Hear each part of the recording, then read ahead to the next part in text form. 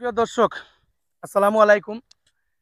দেশ এবং দেশের বাইরে থেকে যারা এই মুহূর্তে আমার এই ভিডিওটি আপনারা দেখছেন, সবাইকে আমার পক্ষ থেকে শুভেচ্ছা ও অভিনন্দন।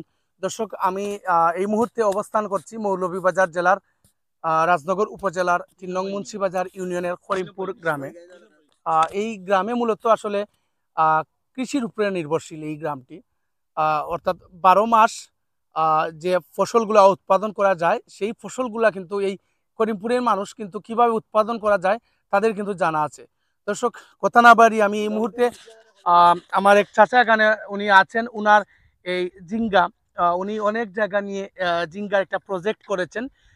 সেই প্রজেক্টে উনি কোন পর্যায়ে অবস্থান করছেন বা অর্থাৎ কি পর্যন্ত খরচ হয়েছে এবং কি পর্যন্ত লাভ হচ্ছে বা হবে, সেটি আমি আপনার কাছ থেকে শোনার চেষ্টা করব। দর্শক, আমি এই মুহূর্তে আমাদের ঐতিহ্যবাহী করিমপুর গ্রামের আহ, ফজল চাচা, উনি অনেক বয়স্ক একজন মানুষ। উনি দীর্ঘদিন ধরে এই প্রজেক্টের সাথে কিন্তু যুক্ত আছেন। উনার কিছু দুঃখ এবং কষ্ট আসলে আপনাদের মাঝে উনি শেয়ার করবেন। যেটি আমার সামনে একটু আগে শেয়ার করেছেন, সেটি কিন্তু আপনাদের সামনে এই মুহূর্তে শেয়ার করবেন। সালামু আলাইকুম চাচা। ওয়ালাইকুম সালাম আপনি ভালো রহমতুল্লাহ। আছেন নি? জি আলহামদুলিল্লাহ ভালো আচ্ছা। আছি। জি তো আপনার হইছে প্রজেক্ট আমরা আইলাম, জি আপনার হইছে কতখান জায়গা নিয়ে আপনি এই প্রজেক্ট করছেন জিঙ্গা, এটা এবং কত টাকা আপনার খরচ হয়েছে এই পর্যন্ত, এবং কি কোন অবস্থায় আপনার এই আইয়া জিঙ্গার আইয়া আইয়া প্ল্যাটফর্ম আছে, একটু আমরা বিস্তারিত কইবা আগে। এটা হইল গিয়া মনে করো যে 15 শতাংশ জায়গা আচ্ছা আচ্ছা। প্রায় আমরা বাংলা ভাষা কই আদগিয়ার কই এখানে আমি জেঙ্গা রইছি 121 জেঙ্গা রইলাম। জেঙ্গা রইয়া আমি মানে জেঙ্গা রইয়া কোন লাভবান হইতাম পারছি না। জেঙ্গাটা ওই ব্যারাম আসছে মানে ওই মরকি আসছে।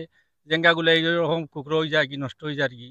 আমি মাত্র একবার পারছিলাম, প্রায় 10-12 কেজি পাইছি আর পাইছি না। এখন মতো আমার জেঙ্গা বিচার প্রায় 17-16-14 হাজার টাকার মতো খরচ হয়ে যাচ্ছে।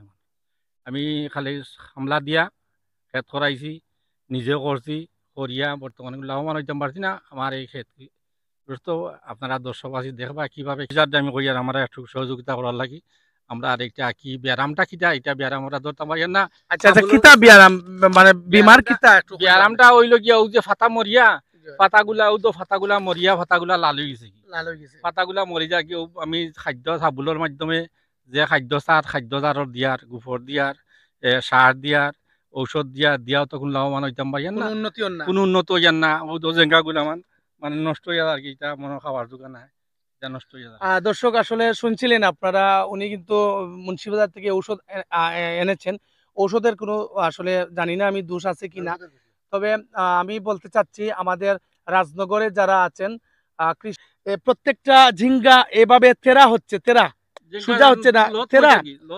এরপরে ফালগুলা খালি লতগুলা খালি লত খালি আসলে।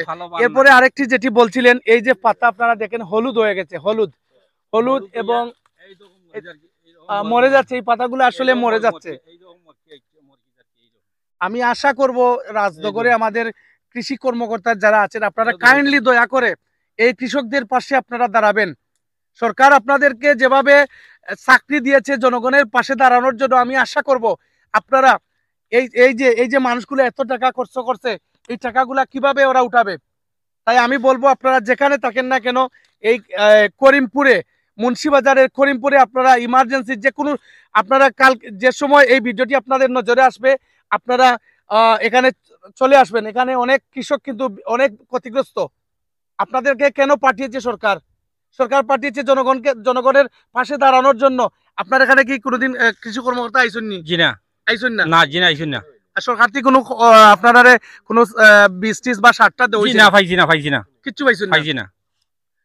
দর্শক, দেখুক আপনারা, উনারা কিন্তু এখন পর্যন্ত কোনো কৃষি কর্মকর্তারা উনাদের কাছে কিন্তু আসেন নাই। সরকার যে জন্য ওদেরকে কৃষি কর্মকর্তা বানিয়েছে, চাকরি দিয়েছে জনগণের পাশে আসার জন্য, কিন্তু তারা জানি না তারা কোথায় সময় কাটাচ্ছে। আমি আশা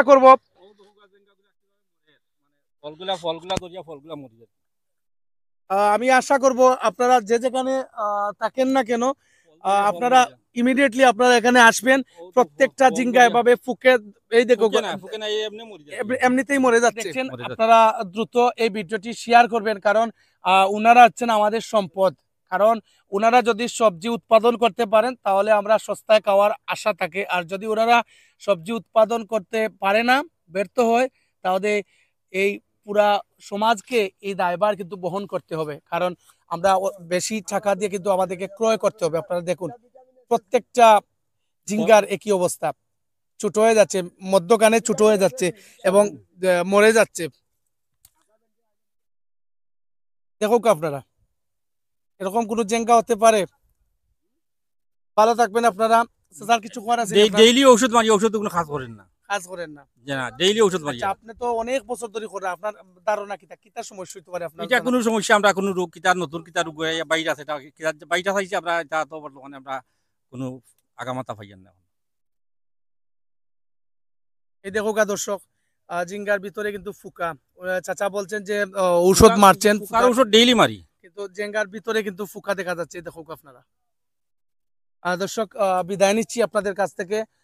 ভালো থাকবেন আপনারা, আর এই ভিডিওটি আপনারা এত বেশি শেয়ার করবেন যাতে উপজেলাতে যারা এই কৃষি অধিদপ্তরে যারা চাকরি করছেন তাদের নজরে যাতে যায়। এই কৃষকগুলা কার কাছে যাবে, কার কাছে গিয়ে বলবে এই যে লোকসান, উনি 14,000 টাকা খরচ করছেন, এই টাকাগুলা কতদিনে উনি উঠাইবেন? উঠানো তো আপনার পক্ষে মনে সম্ভব না। না সম্পূর্ণ জায়গাটা তো আমার না, জায়গাটা অন্য কারো লিজ আনছেন। আমি আশা করব যদি আপনাদের নজরে আসে, আপনারা ইমার্জেন্সি ইমিডিয়েটলি আপনারা এই জায়গার মধ্যে ভিজিট করবেন, এসে কৃষকদেরকে কিভাবে কি পরামর্শ দিতে হবে সেটি আপনারা দিয়ে সহযোগিতা করবেন। ধন্যবাদ সবাইকে।